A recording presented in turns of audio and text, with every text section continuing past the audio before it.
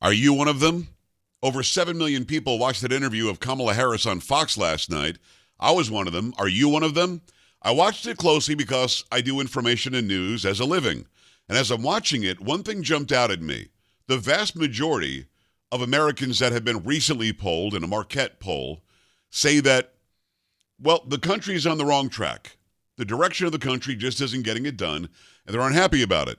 And Bret Baier asked Kamala Harris, well, you've been part of that for 3.5 years. What do you say to that? They say the country is on the wrong track. If it's on the wrong track, that track follows 3.5 years of you being vice president and President Biden being president.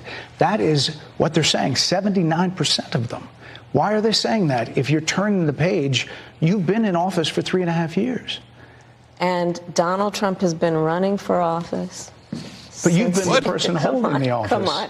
Madam You Vice and I President. both know what I'm talking about. You and I both know what I'm talking about. I actually don't. What are you talking about? What I'm talking about is that over the last decade, But people you're the have lever of become. power. But listen, over the last decade, it is clear to me, and certainly the Republicans who are on stage with me. What is she talking about?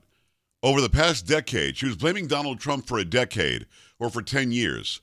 If you go back from right now, 2024, and you go back a decade to 2014, well, you had 6 years of Obama, Biden, Harris, and 4 years of Trump.